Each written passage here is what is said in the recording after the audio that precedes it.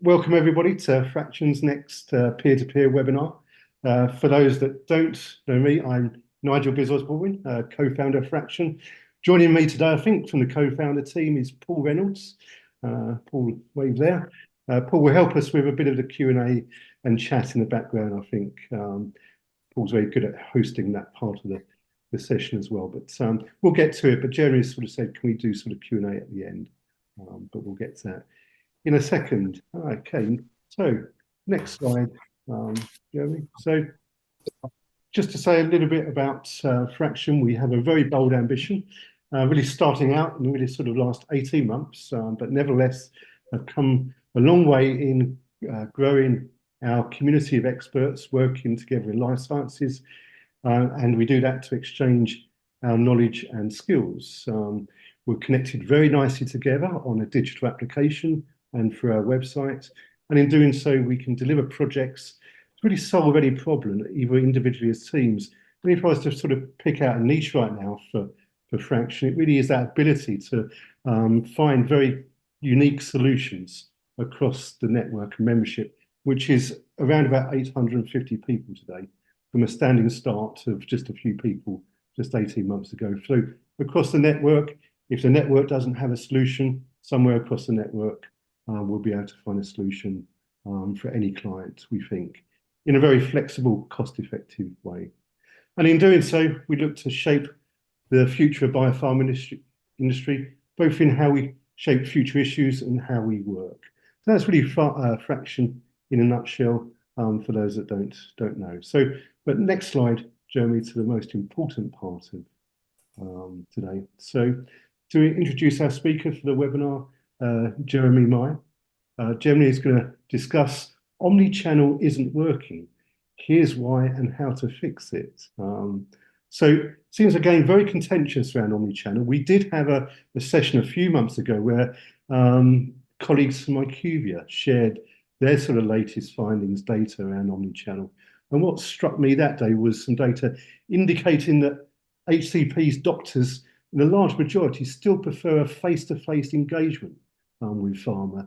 My kind of response to that was, have you tried getting an appointment with a doctor? So maybe digital is the way forward, or a mixture of the two, but I'm sure Jeremy will tell us the best way in the next 20 minutes or so. Say something about Jeremy. Jeremy has 25 years experience working across Omnichannel and actually working amongst some of the world's leading brands.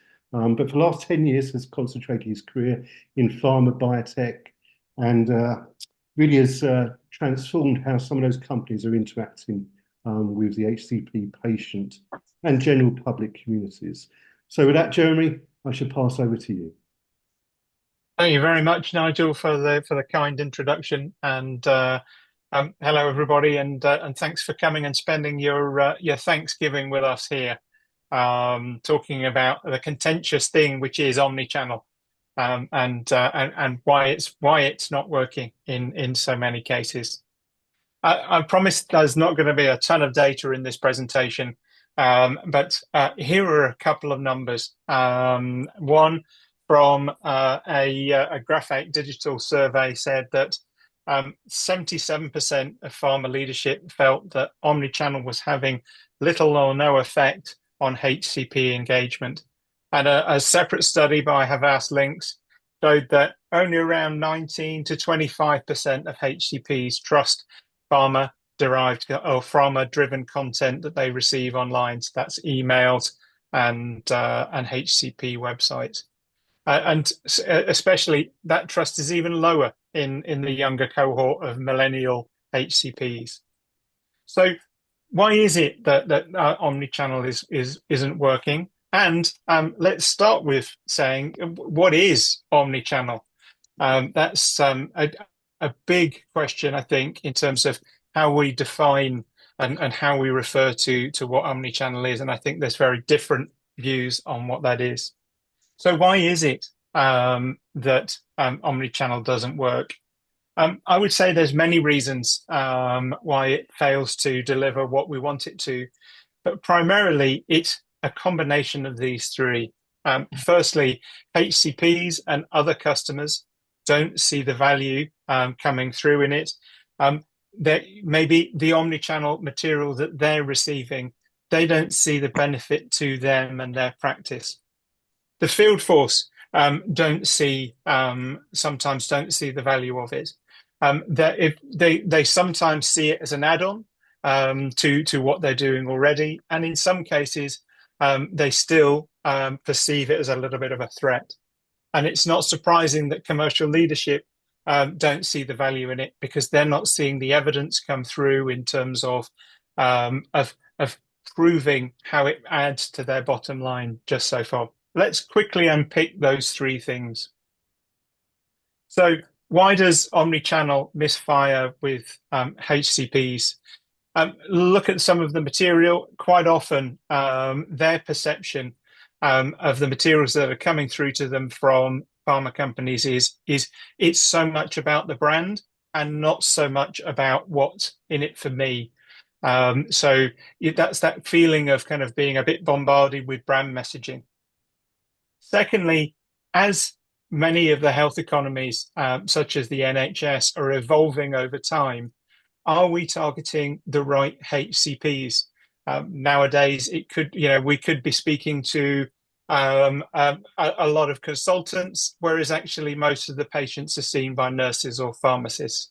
And what about timing? Are we seeing them and giving them the right message at the right time? And specifically, does that message or does the material that they're getting through as part of their omnichannel journey, does it meet their needs as clinicians? It's all well and good. I'm absolutely sold on your molecule, but what have you got in there that will help me implement it in practice? Secondly, there's the field force. I speak to a lot of field force, and sometimes I get this feeling coming back from them that they feel that omnichannel is something that's done to them.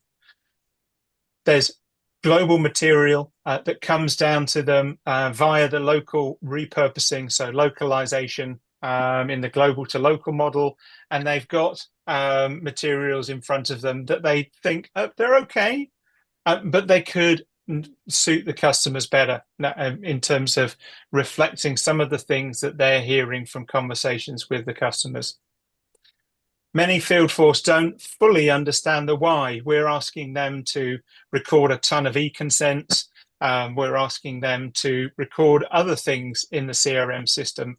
And often they're not fully across exactly why we're needing those things and why they're wanting to record them.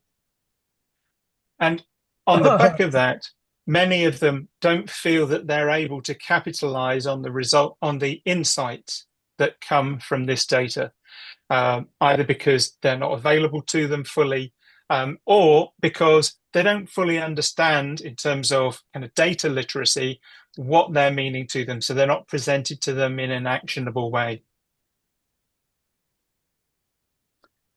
So it's no surprise that kind of commercial leadership also have some challenges in terms of how they view omnichannel. You ask 5 people on an affiliate leadership team what omnichannel means, and chances are you'll get 5 different answers in terms of how they understand it. Secondly, you get a question when you speak to many of, haven't we done this already? So we've rolled out the big global platform. We've invested a pile of money in terms of localizing assets. Our reps have already got plenty of e-detail aids, rep-triggered emails, and we've got a HCP website. Haven't we done it already? And thirdly, it's about the right metrics. If we're not necessarily having a consistent understanding of what omnichannel is and what the different aspects underneath it are, how do we know which are the right metrics to look for? Because metrics that we would want to report up to region and to global might be different from some of the omnichannel metrics that we might want to pursue with our field force. I've often seen rep-triggered emails be given a target of you've got to send X number of rep-triggered emails in a month. What happens? The reps do what they do normally during most of the month, and then on the last day of the month, they pick some customers they don't really care about, and these guys are going to get spammed so that they're going to make their numbers. Whereas if we create the right kind of metrics that make sure that these rep-triggered emails are used as they're designed to be in conjunction with a conversation, we're likely to get a better outcome. So how to go about fixing it? How do we make this better? I would suggest that there's three things that we need to look at. First of all, putting customers at the center. I think if you would ask me to define what omnichannel means, I think a big part of this is not necessarily about the digital technology itself, but it's about some of the approaches, the business approaches that have become popular using digital technology in the digital era. Things where we're more able to kind of put the customer at the center, I think, is the prime one of those. Secondly, treating omnichannel as a team sport across the affiliate and across the business. So not something that just happens in an omnichannel department and not something that's just rolled out from the marketing team. Thirdly, manage the narrative with your stakeholders across the organization, because this is going to be an iterative process. We're not going to be great at it in the beginning. It's going to take time to be good at it. If you look at the numbers from earlier in the presentation, generally speaking, only a quarter are engaging with and feeling that omnichannel is optimal for them. There's plenty of headroom for growth. We're not talking about marginal gains here, so there's lots that we can be doing. Customers. So putting customers at the center. First thing I would suggest is, and often I do an exercise with brand teams when I'm speaking to them for the first time. I get them to put out all of their materials that they have, print them if they're digital, and get them all out on the table, and then pretend that they're one of your HCP customers. And be honest with themselves and say, do I really think each of these pieces is for my benefit as a HCP and my practice? Or do I think it's more for the brand's benefit? And I ask them to sort them into two piles. If there's a big difference between the size of those two piles, then clearly there's something that needs to be done in terms of looking at the balance of materials and the perception, particularly of them in the minds of your HCP customers, to help them continue to want to sign up for your consent and to continue to open emails that come through from you. There needs to be something in it for them. Second one is revisiting your audiences. So many of you will be already doing this in terms of your account planning within your sales teams already, but just make sure that that's fully joined up with the materials that you're producing. If you are pivoting to looking at speaking more to pharmacists and nurses and newer prescribers, then what materials and what other omnichannel activities are you likely to need to be able to suit their needs?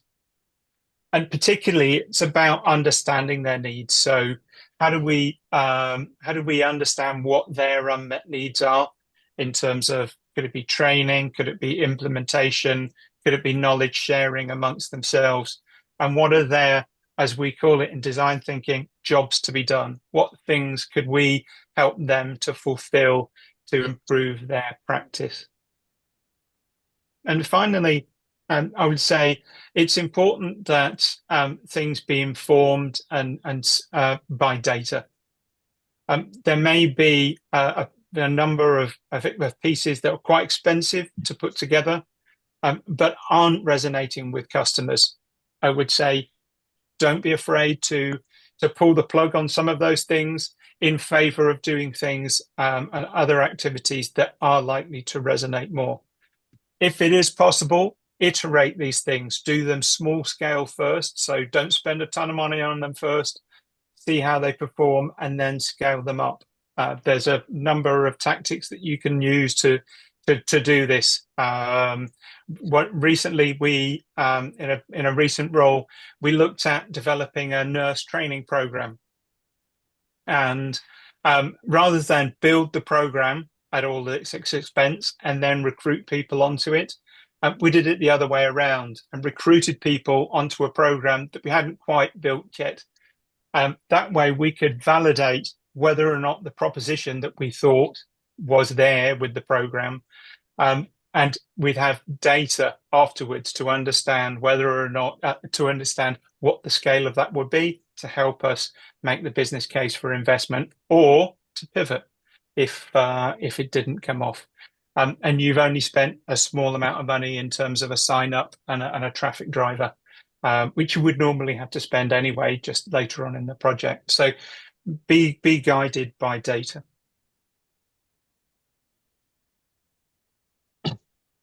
The next one is Omnichannel isn't really a department, and it shouldn't be a department, I don't think, or at least not for very long. And it shouldn't necessarily, I don't think, be something that's just confined to the marketing team. Omnichannel, when it's best working, is about solving the problem together.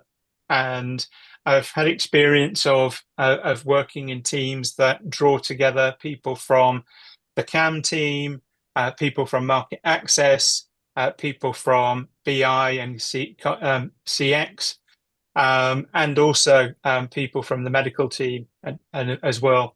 And bringing all of those that cross-functional team together to work on a problem does a number of things. One of the things is it helps you to better understand what the customer's true needs are. You can map their customer journey, understand what their pain points are and their unmet needs in a way that would cost you a lot of money to be able to do using traditional research. If you like, you can also add to that by using ad boards to get real actual customers involved in it as well. But I think using a first pass with your team enables you to be able to get a number of these insights very, very quickly and inexpensively. The other thing it does is by involving them in the actual development of the materials that you're going to be using in Omnichannel, that again ensures that they're more likely to be something that resonates with customers. And crucially, it also gives you built-in ambassadors for the materials and for your program within the field force.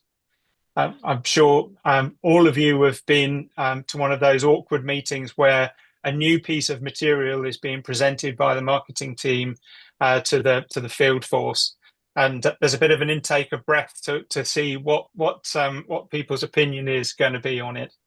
I've seen materials like this be designed by a cross-functional group like this, and the marketing lead has been able to stand by whilst one of the CAMs defended it because they'd had a hand in building it. And so it really, really helps with getting buy-in from the complete team. The second thing that I think is really important is omnichannel skills. And I think this is really important for two reasons. One, it's about making sure that our marketing teams are all as comfortable as one another with delivering some of this material. Increasingly, we have platforms that are more self-service in nature, coming down from our global IT teams, that enable us via templates to be able to build some of our own materials. But you're only going to do that if you've got comfort and you're comfortable with using some of those tools. Now, I know that there's some training available for the specific tools themselves, but in terms of being able to write good copy for email and choose good imagery and the other nuances of it, you can't be having confidence in terms of your omnichannel skills. And having, even though some of your team may have higher levels of skills, what this does is sets a level playing field so that everyone has a common level of skill, but also crucially, has a common language that they can use to be able to talk about omnichannel. We're not all going to be gone then are the days where we've got 5 different answers coming forward to say this is what omnichannel means. Everyone has a consistent understanding of what we mean by things like next best action and engagement levels and search and other things that are important to running omnichannel programs and success. And these kind of things can be delivered reasonably quickly and easily. A short omnichannel skills audit is readily available for most of you to use, and you can do a mixture of online computer-based training and also classroom-based training that helps also to bring your team together. Thirdly, I think it's important to manage upwards in terms of what you're planning to do to inform and educate your leadership team so that they understand and buy into your strategy in the same way as your cross-functional team have done. Obviously, if you've got a cross-functional team, use them as ambassadors to also do this for you. But I think it's really important to start to connect what your omnichannel strategy is with your brand commercial strategy as well. That's really, really important, because otherwise it does end up being something that's happening off to the side, and that's where we used to be and where we don't need to be in the future. I think that's really important. Finally, it's about managing that narrative with your stakeholders. So managing the story of how you're getting there and where you're going, because omnichannel is very much a journey. So what means omnichannel for you this year is going to be really different from what it's going to mean for you next year and the following year as things develop and as you evolve in your road of maturity. I speak with some pharma companies who are at the beginning of that journey, and I speak with other companies who are much more mature. But I think there's still an evolution that everybody's going on, and it's about expressing that and managing the expectations of stakeholders. That this isn't a roll out a piece of IT and you're one and done. This is something that we need to get better and progressively better at over time. And that importantly, this is a team sport rather than a piece of technology. And how do we do that? So, I mean, firstly, one of the things, and this comes back to, them seeing the value in it, is making sure that you've got a metrics framework that connects your omnichannel activities. So your lead metrics of things like engagement rates and click and open rates and all of the other things, that connects them to business success. Now, I'll acknowledge that often there's a gap between those two things. There isn't a randomized controlled trial that can prove that increased engagement means increased prescribing. And you can do this. There are some solutions to be able to try and fill this gap between the two.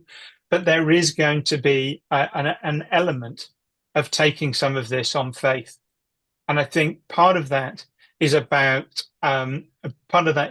being open in terms of some of the things where you're likely to be experimenting. So when you look at some of the unmet needs that you find via your cross-functional work earlier, there'll be things where you think where the team will think, I think there's a tool here for pharmacists to be able to find patients and activate them, for example.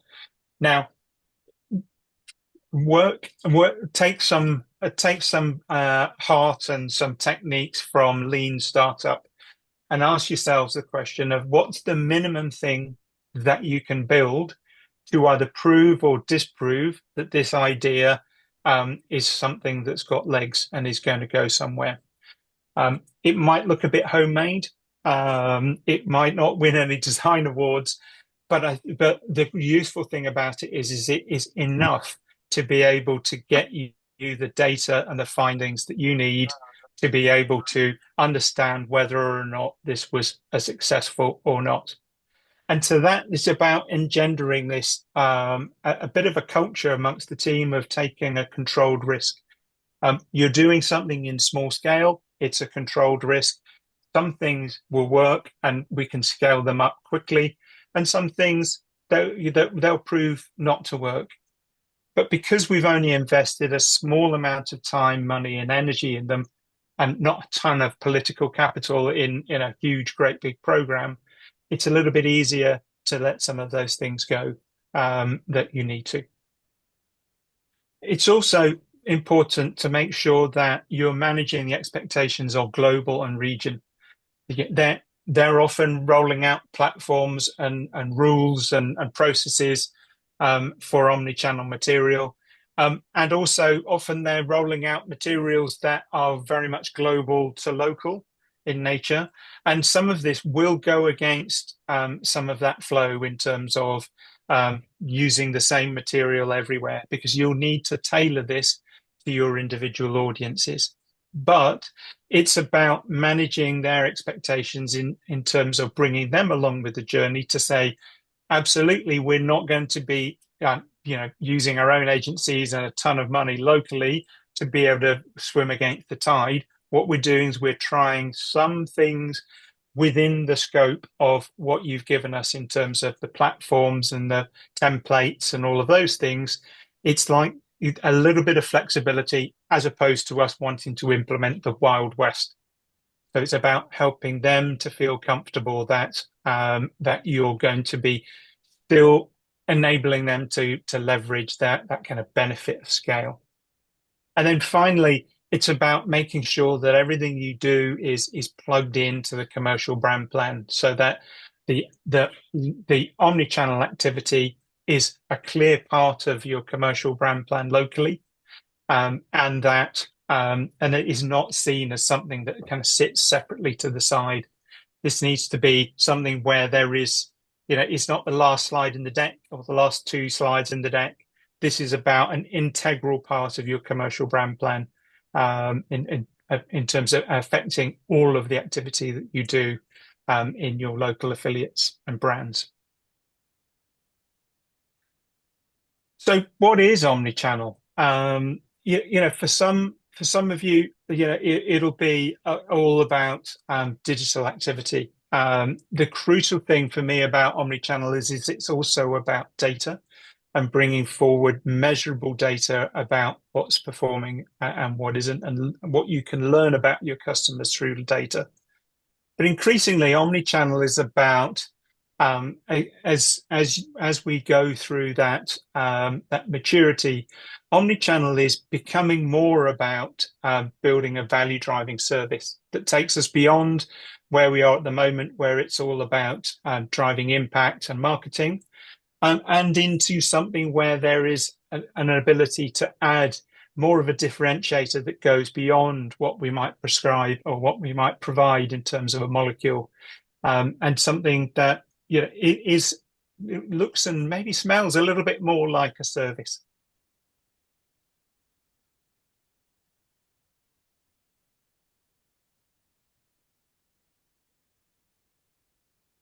Does anyone have any questions? Sorry, hi Jeremy. Forgive me, I can't see the don't worry, the chat window. So there's not so much questions at this point, but I'm sure we'll get some hands up. There's been a lot of agreement. Just to give you some flavors, I think people totally agree on co-creation. If this is done in a silo, it dies. There is a clear comment about the involvement of Med Affairs, Value Access, and other teams. So I think everybody is definitely on your journey with you. One question you mentioned in your presentation about managing upwards, that's normally the easiest bit, because the high ups want to see metrics on omnichannel and they want to be told that they've got a progressive company. When I've done it, the biggest issue is the operating companies don't do what they're told. That's a terrible thing to say, but we have a grand global strategy, and then the local countries go off and do their own thing, or pilots never die. So how do you square global to local? Yeah, it's that's an important thing, I think, is making sure all of that is joined up. And I think one important part of that is making sure there's that common language and the common understanding, not only across the affiliate, but also between global and the local affiliates in terms of how we're looking to approach this. And I think that very much depends on how that scope is built and what framework is pushed from global and into the local markets. If it's too constrictive, of course, the local affiliates are going to rebel and say, well, that doesn't do what I want it to. I'm going to do my own thing.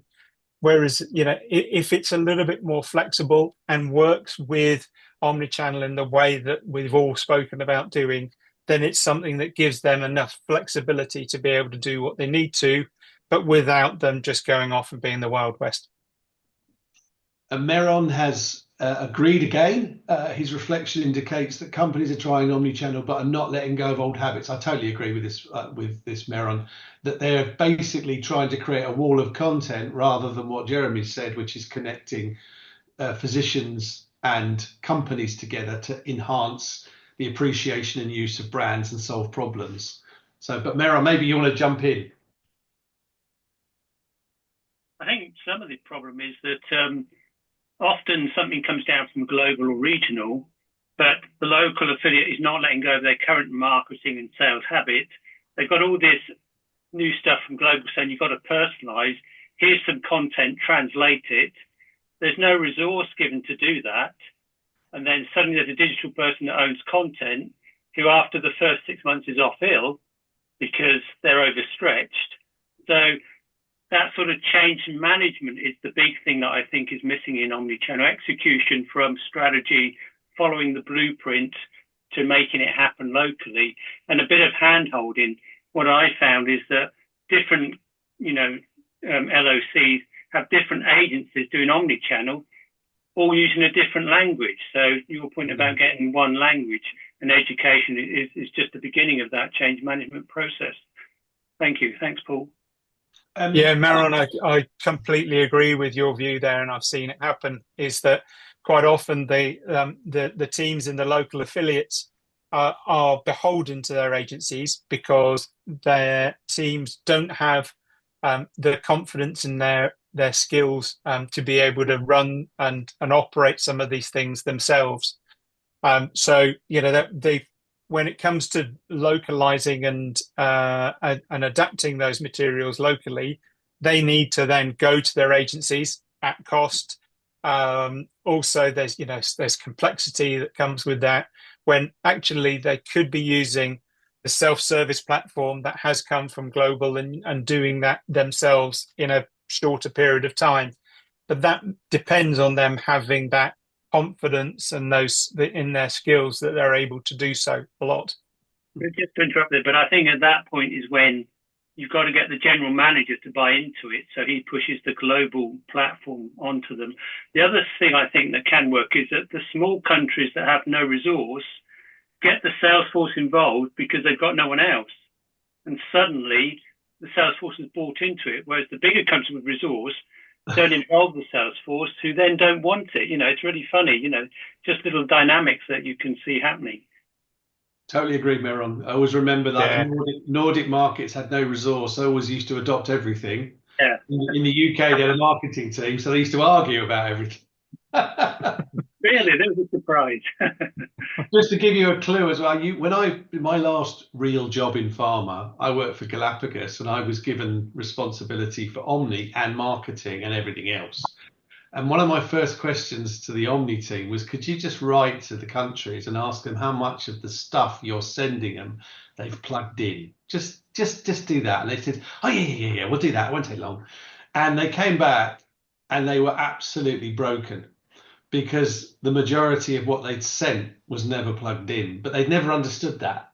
And actually it's a little bit with your test. Does it work for the brand? Does it work for the physician? I think that's a really great thing, because my little test to them was, you're sending 330 web slides that are going to be turned into web pages. Germany was the only market that implemented 30 of them. So 300 went in the bin.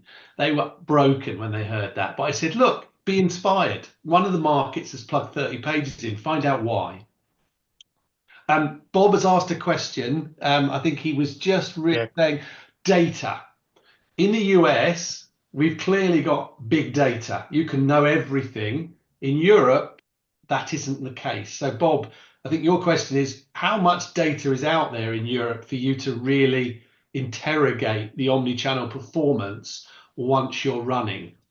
Yeah, and to personalize it at the doctor level. Yeah. Which is, I think, what some of the other Phraktion members are commenting on in the chat. Because ideally, you'd like to add value by really just, having a bespoke approach. So how do you do that?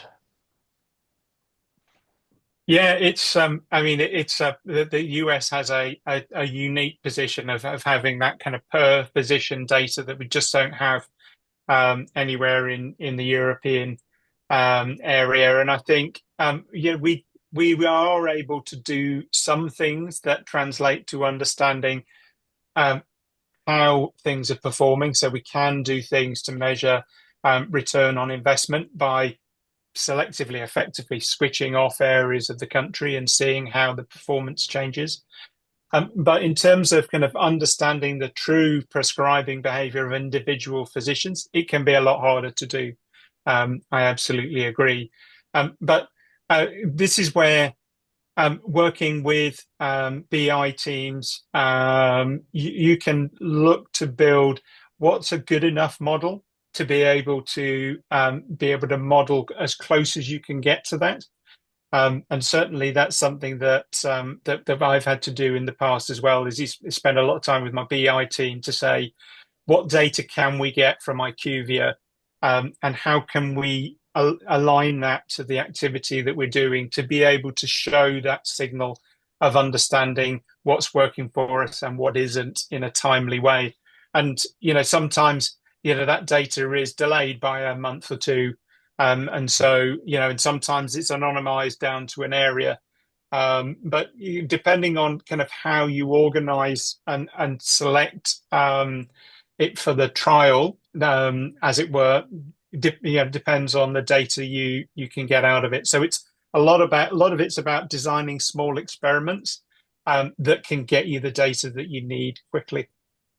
There are vendors as well, Bob. One of our clients is a company called SpotMe, well worth looking up. And that's a little different. That's where they attach data to, for example, Congress and exhibition.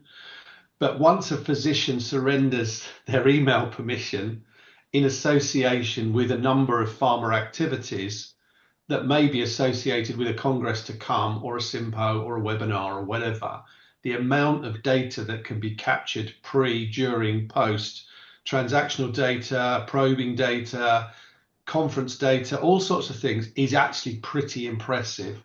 And again, pharma doesn't always fully adopt the data set and really utilize it. So there are vendors, and Jeremy's right. I think there's an awful lot of data that you can trap. I think it needs the consent of the individual provider or stakeholder if we want to take omnichannel engagement, to the broadest level, which is a cross-functional engagement of all stakeholders that are important to us. And I think that's really talk to each and every one of them and be in a dialogue about what it is that they want and how valuable they're finding it, and going through all that data with the help of machines. And that's part of the bargain that you're striking with them, right? Is that you're wanting to provide them with stuff that's going to add more value for them. And in order to be able to do that, you've got to show that there's a return on investment, that it's performing as it needs to. So the flip side of that is you're going to need some form of data or tracking from them to be able to help you to be able to prove that. And I think if you explain that to them up front, I think most positions are reasonably comfortable with that. No. 2 killer questions from Lucilia. One of them is the classic, which I know somebody was going to ask, which is compliance, brutal compliance, killing digital creativity. That's the first one. And the second one, little bit linked to Bob's question, is if you have a campaign, what metrics tell you that you've got engagement? How do you know? So maybe compliance and measuring engagement on a campaign. So compliance, I think, is really important upfront. Rather than building something and then trying to get it through LMR at the end. When you're designing it, if you've got a bunch of people in a room doing design thinking to design your program, get someone in from medical and compliance in there in the room at the beginning, so that it's built appropriate for LMR from the get-go, is what I would very much recommend. And in terms of, the metrics to understand, what is resonating, very much more, it is about click-throughs. Clicks are much more solid than our open rates these days. Quite often when people are using Apple devices, you send it to them and the open rates actually overread. Because Apple open the emails for you on your behalf, effectively to hide that piece of tracking data. But clicks are generally speaking a true reading of engagement, and that very much talks to how your material should look. Because quite often, if you're sending emails out to people, the HCPs will pre-screen them on a phone. So if it's a huge, great big long thing, they're just going to throw it away and they're not going to see it. Whereas if it's really small and compact and there's more information that they can click through to, quite often what they'll do is keep the email and then look at it and click through later on their PC when they've got a bigger screen that they can sensibly read things on. And that gives you better tracking data. So it's about making sure that you build your tracking and your metrics to suit what people are going to be using it for in their use case. I think, Lucilia, one thing to think about is clicks and conversions. I think to Jeremy's point, clicks are useful. That's your attention metric, but conversions show that they actually activated on the communication. And if you get conversion metrics, you know that they're doing what you want them to do. They're taking notice, they're acting on it. So I think that was the way I used to always ask my team, what conversion? Show me the conversion metrics. So 1,000 emails got 900 clicks, but it got 10 openings that then led to them watching a direct, doing an e-detail or something like that. That's what I wanted to see, was them actually opening and listening and viewing. My question was more on the sense of what to do when you have a big campaign where you have your PR, your websites, when you cannot really send emails to clients because of compliance. How can you measure, did this have an impact? Has this campaign increased in I will be very uncompliant now. How does this campaign has driven sales or driven the prescription, or how much more diagnosis do we have for this? How do we integrate these pieces that are not related or indirectly related to sales in the bigger picture of omnichannel? Yeah, it's a good question, and often there's a big disconnect between that measurable world of what's open, what's clicked, what converts, what's engaged with, and how is this shifting actual measurable behavior in terms of clinic visits or indeed in terms of prescribing behavior.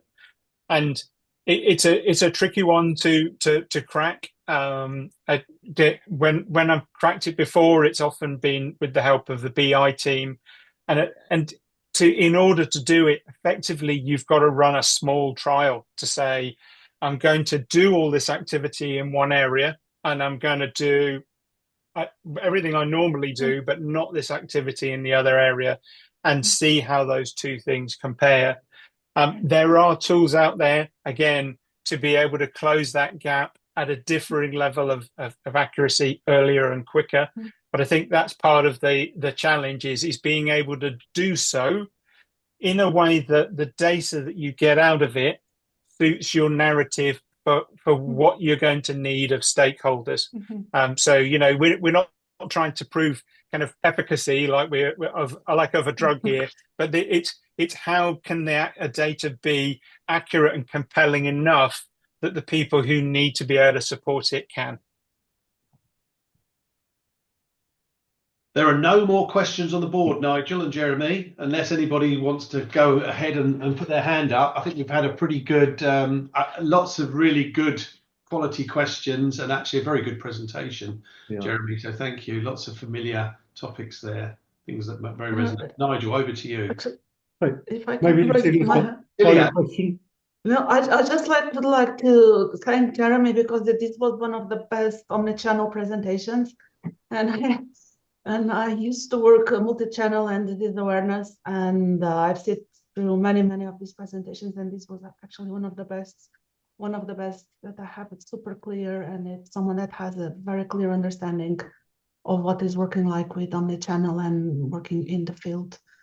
So my hat off to Jeremy. Oh, we have one from Bob. Quick last question. That's very kind of you. Any companies that are better than others? So it's the age-old question. We always believe it's Baz's influence on Novartis, and they're the titans of this. But anybody you see slightly ahead, Jeremy? I don't. That's one I'm not going to answer because that might the ones working with you. Answer. But what I would say is that the companies that tend to move fastest are the ones that think they're behind and want to catch up. Nice. I think the ones who think they're ahead and are the ones that move the most slowly. So come what may, make out to yourselves that you're way behind the competition. I think the other measure there, Bob, is that very senior managers believe their company is ahead. And then for all the reasons Jeremy explained, they're actually behind because they've got a ton of stuff being sold at the C-suite level, none of which ever gets plugged in the operating company. And I think the companies that do it best are where they probably have less ideas, but they get implemented faster. I think it's more a case of not companies, as individual brands are doing very well. Yeah. And from the across health and whatever they're called now, data, it was AstraZeneca and AbbVie, certain brands within those companies were doing very well. Equally, they had brands that weren't doing very well. So it is teams that are making it happen, rather than the whole company sometimes. Yeah. And I think that's part of the challenge, I think, is how do you find those teams that are really crushing it and make them rock stars within the company, so that begins to change the behavior throughout the company in the other brands as well. Good. So I think we're just out there and conscious of time, everyone, Jeremy. So thank you again, Jeremy. But Lucilia kind of stole my close a little bit. Clearly, you're experts in omnichannel, and I think that's represented again of the expertise we have across Phraktion's network. We can connect in the way we are today, discussing very important issue, and actually coming to good solutions about how we should operate around omnichannel.